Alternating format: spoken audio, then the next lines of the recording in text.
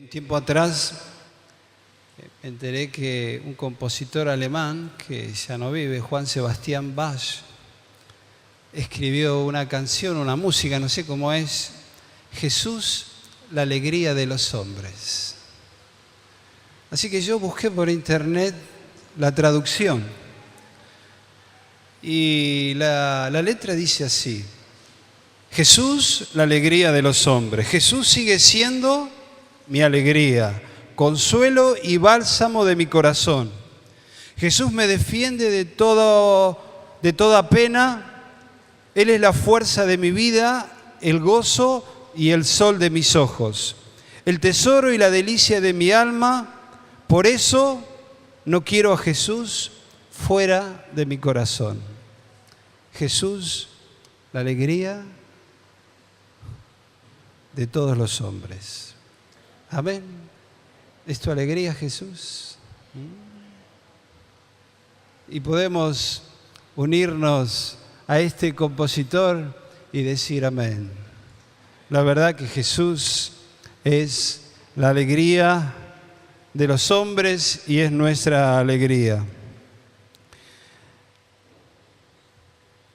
Lo siguiente no fue sencillo para mí estas últimas semanas, especialmente ver qué es lo que Dios quiere, ¿no? Compartir siempre la Escritura, la palabra trae, no sé si la palabra es temor, pero sí una gran responsabilidad para saber qué es lo que nosotros necesitamos de parte de Dios. Así que tenía 3 mensajes, no uno, y lo que les voy a compartir fue algo que Dios me habló y quisiera compartir con eso esta palabra. Vamos a leer Juan 2, del 1 al 11. Las famosas bodas de Caná. Al tercer día se hicieron unas bodas en Caná de Galilea y estaba allí la madre de Jesús. Y fueron también invitados a las bodas Jesús y sus discípulos. Y faltando el vino, la madre de Jesús le dijo: ¿no tienen vino? Y Jesús les dijo: ¿qué tienes conmigo, mujer? Aún no ha venido mi hora. Su madre dijo a los que le servían: haced todo lo que os dijere. Y estaban allí 6 tinajas de piedra para agua, conforme al rito de la purificación de los judíos, en cada uno de los cuales cabían 2 o 3 cántaros. Jesús les dijo: llenad estas tinajas de agua, y las llenaron hasta arriba. Entonces les dijo: sacad ahora y llevadlo al maestresala, y se lo llevaron. Y cuando el maestresala probó el agua hecha vino, sin saber él dónde era, aunque lo sabían los sirvientes que habían sacado el agua, llamó al esposo y le dijo: todo hombre sirve primero el buen vino, y cuando ya han bebido mucho, entonces el inferior. Mas tú has reservado el buen vino hasta ahora. Este principio de señales hizo Jesús en Caná de Galilea y manifestó su gloria, y sus discípulos creyeron en él. Una mañana estaba de viaje y me desperté con este pasaje, con San Juan 2, donde en mi interior resonaba el agua hecha vino. Así que enseguida allí fui a leer la Escritura, a mirar lo que recién leímos, y orando, no venía nada, bueno, debe ser esto mío, digo. Pero los días siguientes venía nuevamente esta palabra, el agua hecha vino, y cuando volví hacia Buenos Aires, en un viaje medio largo, así que en un momento dado estaba sentado solo en una fila, y el Espíritu Santo me vuelve a hablar sobre este texto. Y ahí estuve 2 horas. Yo creo que estaba la gracia de Dios hablándome sobre este pasaje, hablando aspectos en mi vida de algunos hermanos que conozco, hablando, y la verdad que lo que lamenté fue no tener nada para anotar. porque esas horas de viaje, esas 2 horas de viaje se me hicieron tan cortas. Así que de alguna manera quiero ser sensible a la voz de Dios y compartir con ustedes lo que el Señor me dijo en parte. Y bueno, que la gracia del Señor nos pueda acompañar. Recién hemos leído lo que aconteció en aquellas bodas. Qué importante hacer un pequeño cuadro de esto. En este cuadro vemos allí a los novios que se estaban por casar, por formar una familia. Segundo cuadro, ahí en este mismo cuadro, nosotros vemos a aquellos que fueron invitados por los novios, elegidos. No sabemos cómo lo hicieron, si fue con una tarjeta, si fue una invitación verbal. No sé cómo fue, pero fueron elegidos, invitados especialmente para esta boda. Y así nos encontramos que entre todos estos invitados había un invitado especial. Y este invitado especial era Jesús. Y Jesús no fue solo, fue con sus 12. Así que allí se desarrolla esta historia y uno quisiera que Juan hubiera hablado un poquito más, ¿no? Se hubiera detallado un poquito más lo que ocurrió allí en ese lugar. Nos deja solamente 11 versículos para que nosotros podamos meternos en la Escritura y mirar un poco también lo que ocurría en la historia en esa época. Algunos historiadores dicen que las bodas se realizaban los días miércoles y que a los novios se los paseaba, no por el camino más largo, pero sino por un buen camino, para que la gente los aplauda, la gente dé voces de alegría, mientras los novios iban paseando, iban llegando hasta el lugar de las bodas. Y los novios abrían su casa por varios días para recibir a los invitados y para que estos los agasajaran. Brevemente esto es lo que ocurría allí. Por supuesto, cuando uno lee a los historiadores, dan mucho más detalles, pero no es el fin en esta mañana. Entonces allí nosotros nos encontramos con una fiesta, con unas bodas. En estos días hemos celebrado varias bodas y bueno, fue un momento de gozo, de alegría, compartir con los novios la felicidad. Y uno piensa que aquí ocurría lo mismo. Y la fiesta, digamos, se desarrollaba con absoluta y total normalidad. Los novios siendo el centro de la fiesta y en diferentes lugares comida y bebida. Se comía y se tomaba. Y bueno, los rostros eran alegres, expresaban gozo, alegría, risas, aplausos. Los otros días en un casamiento agarraron al novio y lo tiraban para arriba. Yo decía, por favor que lo agarren, porque si le hacen ole, sonó, ¿no? Pero alegría, gozo. Y uno piensa que aquí igual, ¿no? Porque donde hay 2 novios, ¿qué hay? Que se están por casar. Hay alegría. ¿Te acordás del día que te casaste? ¿Te acordás de ese día? Las mujeres, ¿no? El vestido, ¿no? Toda la vida te preparaste para ese hombre que te iba a recibir en el altar, ¿no? Y yo quiero hacer una pequeña comparación aquí. El primer punto. Nosotros también hemos sido llamados a una fiesta.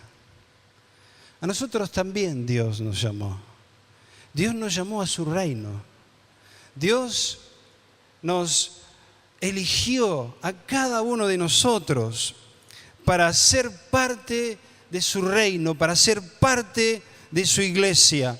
Dice Pablo que Él escogió a lo vil, a lo menospreciado, a lo que no es, para transformarlo en sus manos. El escritor de Hebreos en el capítulo 3 dice que tenemos un llamado celestial.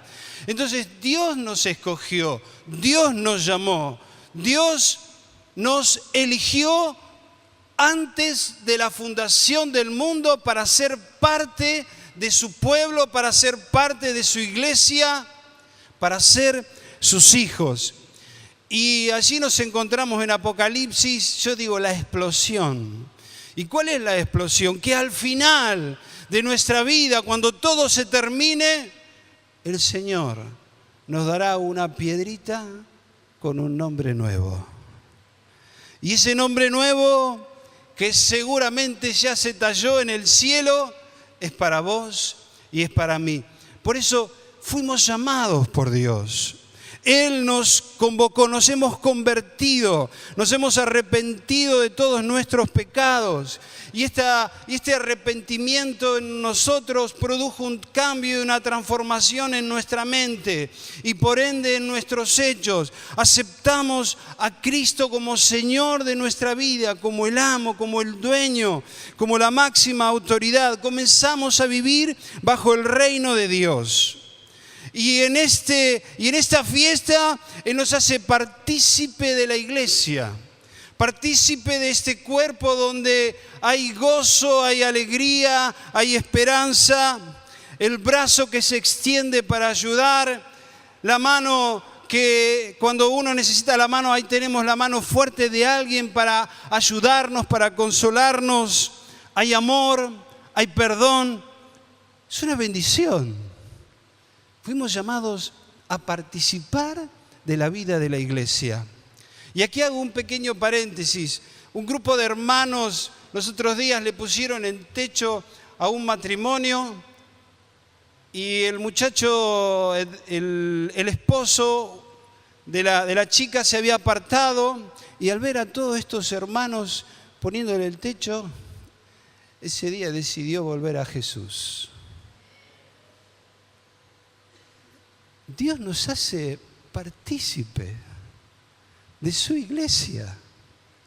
Podemos compartir, podemos expresar el amor de Cristo verbalmente y también a través de acciones, a través de compartir con el necesitado esta obra de Jesús en nuestra vida. Por eso hay una gloria en este llamado. Hay una gloria en esta conversión que es participar de la iglesia del Señor. Amén. Y también ocurre que hay un gozo indescriptible al conocer a nuestro Señor, al amar a Cristo. La verdad que el amor por el Señor no se compara con nada. Los otros días, hablando con una persona, él me decía que no es cristiano. Me decía, para ustedes los cristianos la vida es más llevadera porque tienen fe. Y yo le dije, sí, claro que es más llevadera. Porque a los que aman a Dios,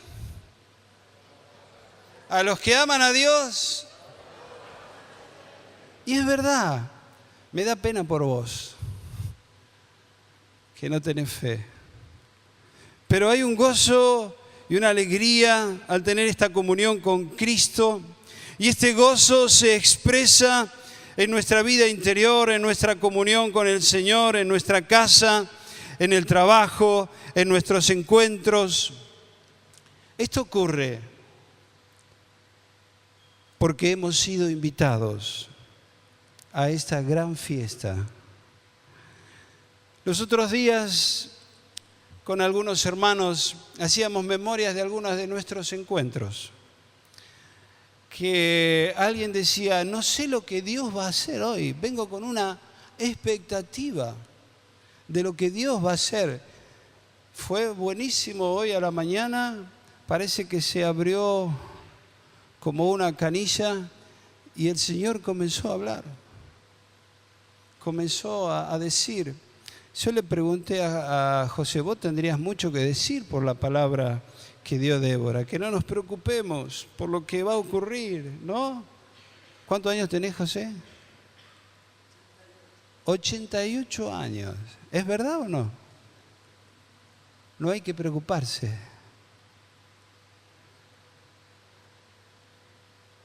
Una expectativa de lo que Dios va a hacer. Recordábamos algunos de nuestros encuentros donde de golpe se armaba un trencito, ¿no? Y había, bueno, algunos dicen que se sentaban en el medio para que nadie los saque, porque sentían, ¿no? O sea, la fiesta, el gozo, la alegría. Y en aquella fiesta de la que hemos leído recién había comida y vino. ¿Para qué sirve el vino? Yo no tomo vino, pero ¿para qué sirve el vino? Bueno, ayuda a digerir, ¿no? Digerir la comida. Imagínense que hay comida y no hay vino, ¿no? ¿Baja o no baja? Por ahí algunos ya me están entendiendo, no hace falta que siga hablando, ¿no? Cuando somos invitados a una fiesta y hay comida y hay bebida, bueno, imagínate que no haya ninguna bebida. ¿Hasta dónde vas a comer? No vas a comer mucho, no vamos a comer mucho, ¿no? ¿Por qué? Porque nos vamos a atragantar. Volviendo al casamiento, a la boda, de golpe ocurre algo inesperado. Falta el vino. Yo me imagino la cocina. Vienen los que sirven, vino para la mesa tal, vino y buscan.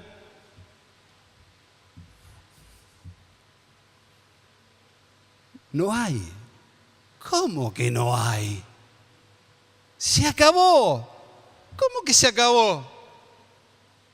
Y lo llaman al maestre Sala, me imagino. Porque Juan nos tendría que haber contado, insisto, un poco más. Se acabó el vino. ¿Cómo? ¿Cómo que se acabó el vino? Claro, el vino en las bodas no era para emborracharse. Este no era jugo de uva, dicen los historiadores, era vino que se diluía con agua, con 2 o 3 partes de agua. Pero el vino simboliza la alegría, la risa. Y en el ambiente se corre una noticia: falta el vino. Y uno se pregunta, nadie se tomó el recaudo de calcular cuánta gente va a venir y hacer el cálculo exacto para ver cuánto vino va a hacer falta y cuánta comida. ¿Quién hizo el cálculo? ¿Cuántas preguntas, verdad? Qué fácil que es criticar.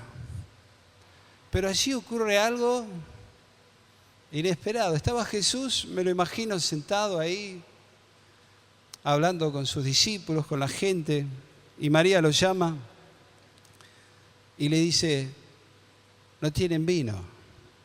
Bueno, todos conocemos, recién hemos leído la respuesta de Jesús. Así que Jesús les dice a los sirvientes, llenen esas 6 tinajas con agua. ¿Cuántos litros contenía cada tinaja? 100 litros. 100 litros cada tinaja. ¿Y para qué estaban las tinajas? Estaban para lavarse los pies.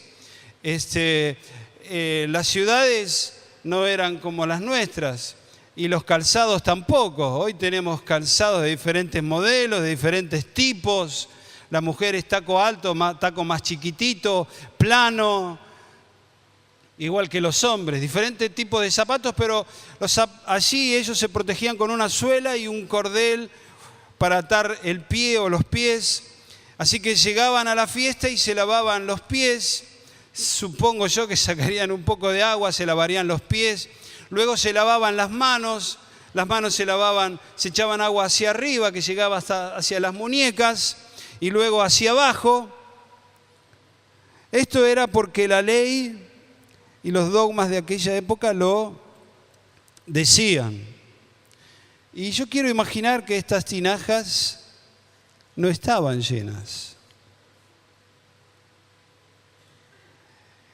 Y María le dice, hagan lo que Jesús les dice. Y bueno, ¿qué vamos a hacer? Y Jesús, la orden que les dice, llenen esas tinajas con agua. ¿Cómo te imaginas que las llenaron? ¿La manguera? ¿Habrá sido con manguera? Claro, uno lee y dice, agarraron la manguera, como acá cuando llenamos la pileta, ¿no? Ponemos la manguerita allá, llenamos. No. Suponemos que había una fuente de agua. Y esa fuente de agua no sabemos si estaba cerca o lejos. Así que Jesús dice, vayan y llenen las tinajas hasta el tope con agua. Así que yo me imagino, allí había 2 o 3 cántaros, los cántaros más o menos tenían, algunos dicen 20 litros, otros 40. Imagínense una persona alzando un cántaro de 20 litros. Y de 40 ni hablar. Así que yo pensé, estaría a 100 metros la fuente de agua. Y los que intervenían allí seguramente no serían muchos. Así que iban y venían. Iban y venían tratando de llenar las tinajas. ¿Qué habrán pensado los que llevaban el agua? ¿Qué habrán pensado? ¿Qué pensarías vos si alguien te dice, llenala hasta arriba? No necesitamos agua, necesitamos vino. Vino, Señor, necesitamos. Es una locura. ¿Qué estamos haciendo? ¿No es mejor ir y comprar? ¿Cuánto tiempo habrán tardado? ¿Qué sé yo? No sé. Tengo más preguntas que respuestas, ¿no? ¿Cuánto? No sé. 2 horas, 1 hora y todos atragantados. No baja.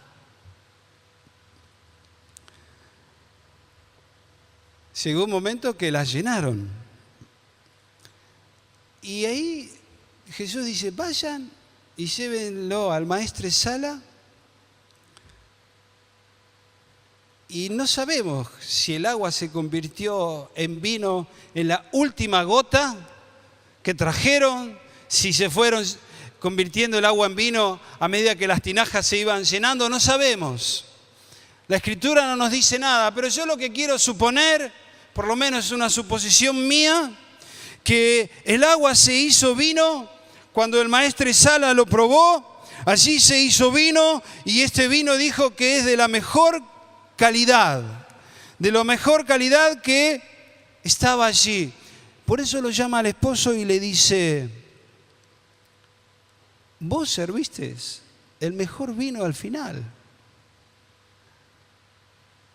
El mejor vino se sirve al principio.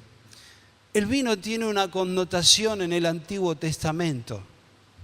Cuando uno lee al profeta Joel que hay toda una devastación de langostas, donde hay un juicio de Dios sobre el pueblo de Dios, al final Dios llama a que los sacerdotes y el pueblo se arrepientan y Dios promete que va a bendecirlos de 3 maneras.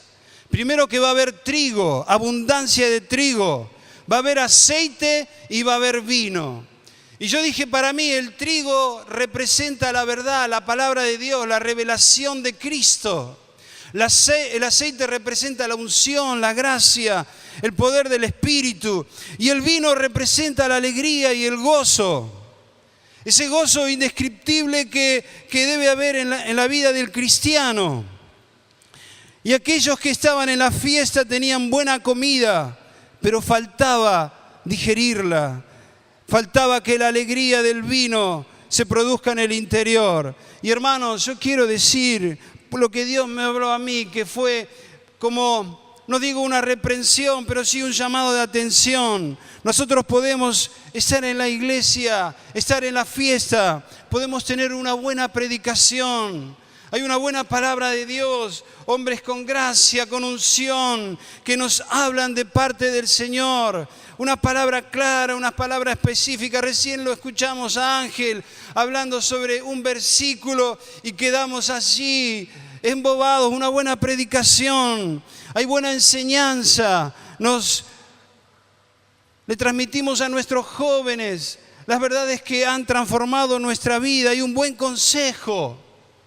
Cuando necesitamos consejo, lo buscamos y lo tenemos. Hay un buen consejo en la iglesia del Señor. Hoy vimos unos buenos músicos, sensibles a Dios, sensibles al Espíritu. Tenemos un edificio que estamos trabajando para que las generaciones que vienen detrás nuestro puedan no solamente disfrutar el edificio, sino que otros puedan conocer al Señor y que este edificio sea para que Dios sea glorificado. Pero yo dije para mí, en esta meditación, podemos estar en la fiesta, podemos ser llamados por Dios, pero perder la alegría, perder el gozo. Y no digo la alegría y el gozo de la salvación. Podemos perder esa alegría, ese gozo que viene de parte de Dios, esa expectativa de lo que Dios quiere hacer. Esa expectativa de lo que Dios quiere hacer en nuestra vida. Yo creo que los discípulos del Señor estaban expectantes. ¿Él qué iba a hacer? En un momento dado multiplicó peces y panes. En otro momento caminó sobre las aguas. Se juntó la multitud y les enseñó. Y podríamos seguir diciendo como recién. Una expectativa de lo que Dios quiere hacer, una expectativa de lo que Dios quiere hacer en mi vida, en mi interior, oír la voz de Dios, una expectativa, lo que Dios va a hacer en nuestra familia, con nuestros hijos, con nuestros nietos, una expectativa cuando el pequeño grupo se reúne, cuando el grupo casero se reúne. ¿Cuál es la expectativa? Cuando como congregación nos reunimos, venimos con expectativa de lo que Dios quiere hacer. Yo quiero decirle que lo que me ha ocurrido a mí, y tengo que estar con las luces encendidas, nos amoldamos. Me amoldo fácilmente, me acomodo. Es como que se hiciera la plancha. Alguna vez Ángel nos habló de la meseta espiritual, de estar allí en esa meseta. Perdemos a veces ese gozo, esa alegría de lo que Dios quiere hacer. Le decimos a los hermanos, hay que venir 9:30. Y por más que digamos 9:30, pero cuando hay una expectativa, hermanos, cuando estamos expectantes de lo que Dios quiere hacer, de lo que Dios va a obrar, de su palabra, de su presencia, de los cantos, la oración, la sensibilidad, hay expectativa. Expectativa en nuestro interior, expectativa en nuestro espíritu, una expectativa de lo que el Señor quiere hacer cada vez que sus hijos se reúnen.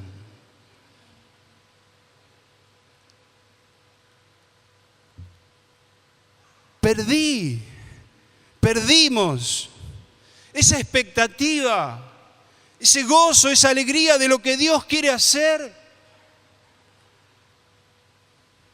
Claro, es una pregunta personal, íntima, que cada uno de nosotros que tenemos, no la gente nueva, sino aquellos que tenemos años en el Señor, que hemos conocido a Cristo y que a medida que transcurrieron los años, tal vez uno se amolda y se acomoda.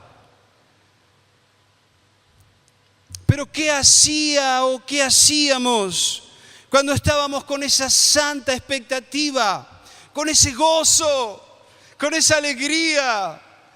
¿Qué hacíamos? Orábamos, oraba al Señor. ahí con fe, con ánimo. Orábamos, clamando, buscando a Dios.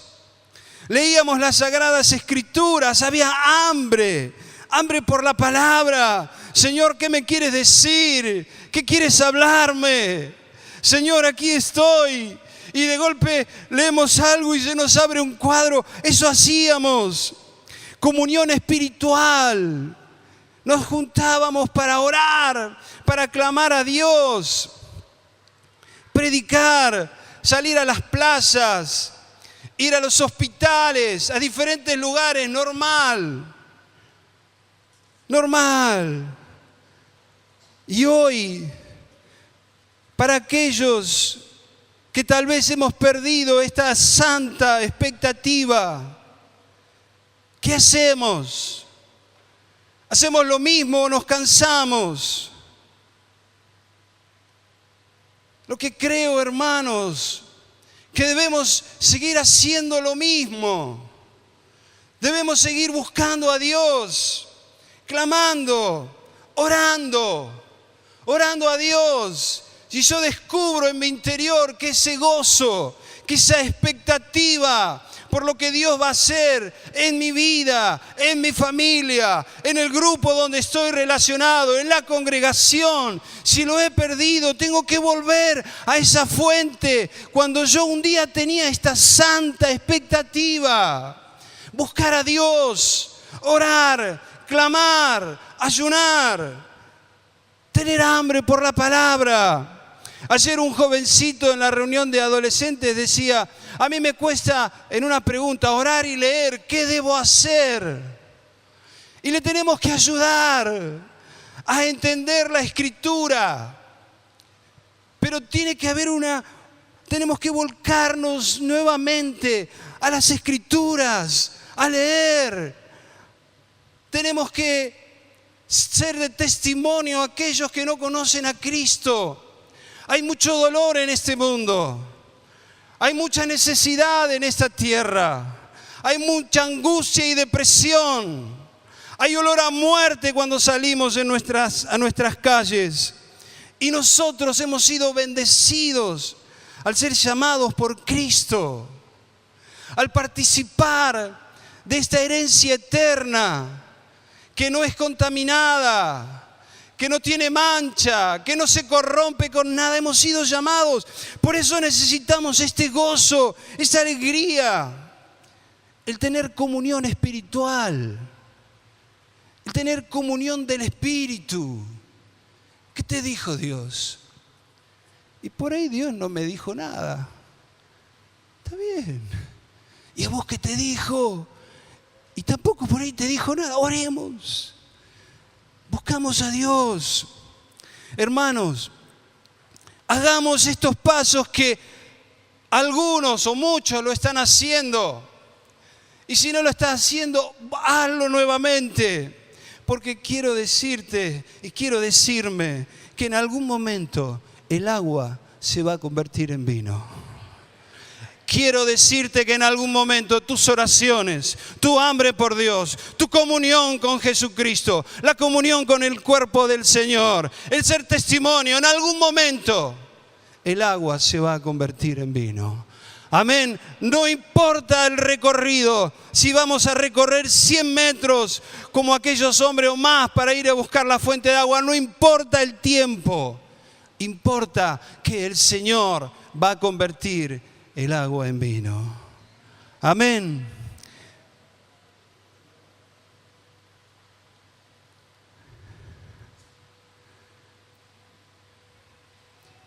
Este gozo viene de parte del Señor, de su gracia, de su frescura, de su unción. Sigamos buscando, sigamos enseñando. Sigamos este trayecto, este recorrido, porque será mejor lo que viene que lo que fue, porque este vino que hizo el Señor fue mejor que el primero. Y si tú y yo lo buscamos, vamos a recibir de esta gracia como iglesia, como congregación. Amén. A mí me entusiasmó esta palabra, hermanos. Cuando el Señor me fue aclarando, su espíritu me fue abriendo, y yo dije, Señor, necesito este gozo, necesito esta alegría, esta santa expectativa. Señor, necesito este bautismo de gozo y de alegría nuevamente, una vez más, para poder experimentar tu persona. Y cuando viene este gozo y esta alegría, nosotros somos llenos de su gracia y la iglesia es bendecida. Los otros días, pensando en Enoc, un hombre que vivió 365 años, vivió mucho, así en Génesis, mucho menos que en esa época se vivía. Y yo dije, si en 50, 60 años pasan un montón de cosas, ¿cuánto pasarán en 365 años? ¿Cuántas cosas? Pero yo me quedé que Enoc agradó a Dios, que Enoc allí conquistó el corazón del Padre, que el Padre vio a Enoc y dijo, ¿cómo me agrada este hombre? Todo lo que hace, todo lo que dice me agrada. Siempre está con el fuego, siempre está lleno de mí. Y se lo llevó. Se lo llevó. Al otro día lo fueron a buscar. ¿Dónde está Enoc? Lo buscaron. Se lo llevó el Señor.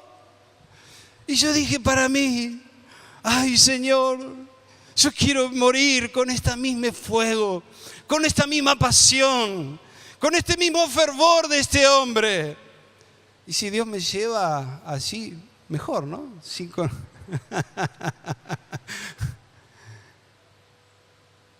Pero así tenemos que morir. Como Enoc, que se lo llevó. Desapareció. Es como que acá estamos varios y de golpe, no nombro a nadie, ¿no? Para que, y de golpe uno estaba ahí. ¿Se fue al baño? ¿Dónde está? Se lo llevó. Pasión, hermanos. La vida de Cristo. Ese gozo indescriptible. Esa alegría que viene por conocer a Cristo. Ese gozo que viene por amar a Jesús. Lo amamos con todo nuestro ser, con todo nuestro corazón, lo amamos. Y no solamente de palabras, sino de hechos. Queremos agradarle en todo lo que hacemos y decimos. Queremos vivir para Él. Porque la vida sin Él no tiene sentido. La vida sin Él no tiene razón de ser. ¿Para qué queremos vivir si no está Cristo en nosotros? ¿Verdad? Imagínate sin Cristo, ¿cuántos líos hubieras hecho? Yo ni te cuento. Pero Él nos llamó, nos puso en su fiesta, en su iglesia. Somos parte de su cuerpo. Somos parte de Él, somos templo de Dios, somos templo del Espíritu Santo. Dios vino a hacer morada en nuestro interior, en nuestro corazón. Este templo que es de Él, que le pertenece a Él y que Él viene a hacer una morada. Él viene a quedarse a vivir en cada uno de nosotros por medio de su Espíritu. Vivir para Cristo es lo mejor que hay. Caminar con Él. Cada día, en cada momento. Él es quien nos escucha. Él es quien ve nuestro interior. Él es quien ve cuando estamos gozosos, cuando estamos tristes. Él ve todo nuestro ser, caminar con Él. Por eso, hermanos, necesitamos este gozo. Yo no sé si perdiste el gozo, si perdiste la alegría de la expectativa, de la santa expectativa de lo que Dios va a hacer en tu vida, en tu familia, y en la iglesia. Pero necesitamos este gozo que viene del cielo, este gozo que transforma nuestro interior para dar lo máximo para Dios. Porque deseamos que esta agua se convierta en vino. Y Jesús, hablando claramente sobre el Espíritu Santo, dijo: si ustedes, siendo malos, saben dar buenas dádivas a vuestros hijos, ¿cuánto más vuestro Padre Celestial dará el Espíritu a los que le pidan? Y claro, el Padre nos da su Espíritu, nos da su persona. Viene ese gozo, esa alegría en nuestro interior por medio de su Espíritu. Porque hay una gran necesidad de que estemos llenos de su Espíritu para poder vivir la vida como a Dios le agrada. La llenura del Espíritu no es solamente para una reunión. Este gozo no es solamente para un encuentro, sino que este gozo debe ser cada día de nuestra vida. Debe haber este gozo interno, este gozo profundo y real, porque hemos sido llamados y escogidos por Dios. Amén.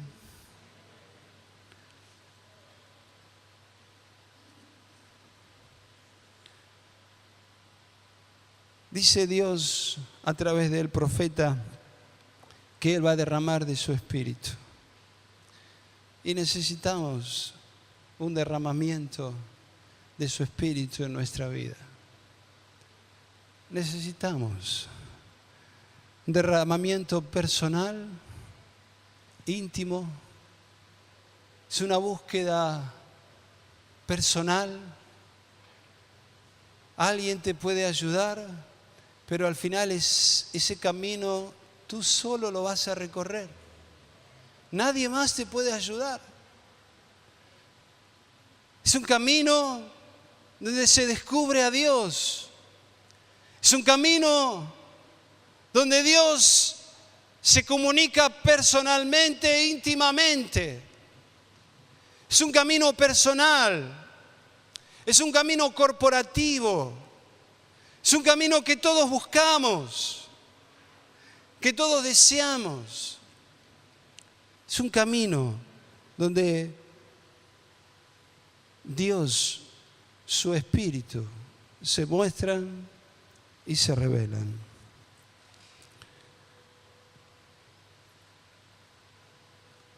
¿Cómo estás hoy? ¿Estás gozoso o te acomodaste?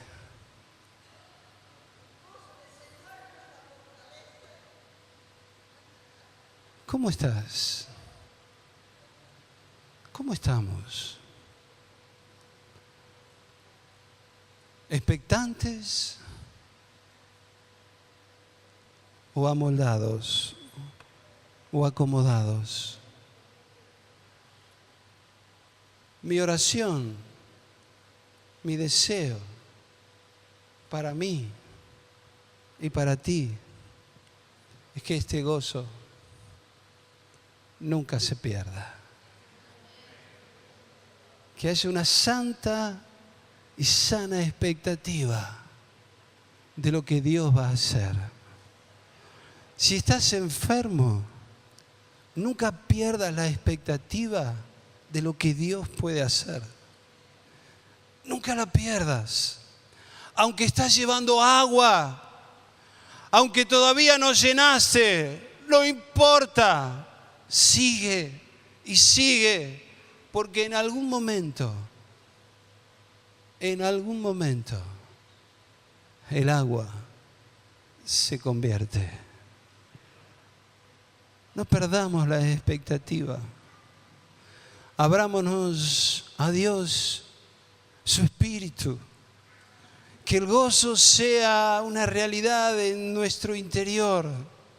Que la alegría por participar de esta relación con Cristo y esta relación con el cuerpo de Cristo sea para cada uno de nosotros una vivencia maravillosa, una vivencia real y única.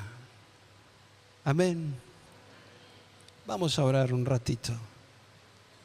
Vamos a pedirle a Dios que nos llene de su gracia. Vamos a pedirle al Padre, porque Él es el dador. Él es el que obra. Él y nadie más que Él. Dora quiere decir algo.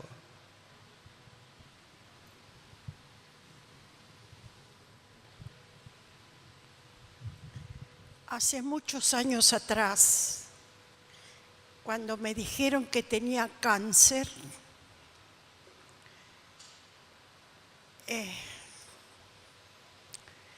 no me lo dijeron para que yo me quedara en mi casa a llorar lo que tenía. Me lo dijeron para que yo me acerque a Dios cada día y cada domingo. Y durante 5 años nadie me daba 5 de salud para mí. Pero fue constante. Todos los domingos llegaba a la reunión. Pero no sabía lo que Dios quería hacer conmigo, porque no me lo reveló. No me lo dijo. Pero un domingo colmó mi expectativa. Vino palabra de ciencia y el Señor me sanó. No se queden en su casa. No pierdan las reuniones, porque no sabemos en qué momento pasa el Señor con salud. No sabemos. El paralítico que estaba en el estanque de Siloé no sabía que iba a pasar Jesús. Estaba esperando que el ángel moviera las aguas, pero pasó Jesús. Y no tenía 1 año ni 2, tenía 38 años esperando. Y pasó Jesús. Cuando venimos aquí, no vengamos a ocupar un asiento. Vengamos a ver a Jesús en el hermano, a abrazarlo, a sentir su calor, a mirar la sonrisa de Jesús en la boca de nuestros hermanos. Y Él va a llenar nuestras expectativas. Yo hace mucho que estoy esperando. Hoy le decía a una hermana, son 47 años que estoy esperando la salvación de mi esposo, la entrega de mi esposo.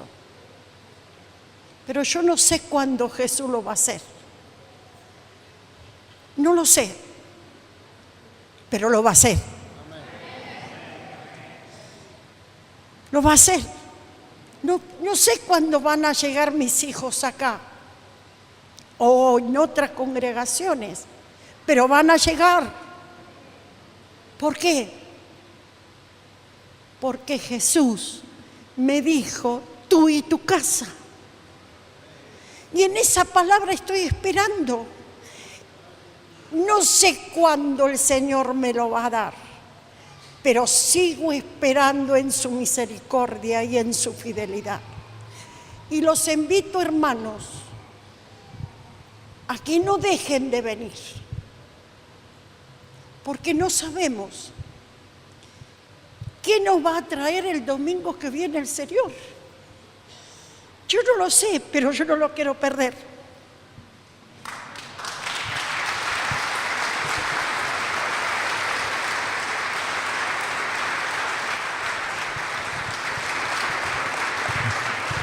Aleluya. Quisiera hacer esta referencia. El milagro no lo hizo una criatura, lo hizo el Creador. Y no lo digo menospreciando a María. María es digna de elogio y de que se le también le siga, digamos, su ejemplo. Ella es una mujer llena de fe y también de disposición de Dios. Pero el milagro no fue hecho por la criatura, sino por el Creador. Pongamos las cosas en su debido lugar.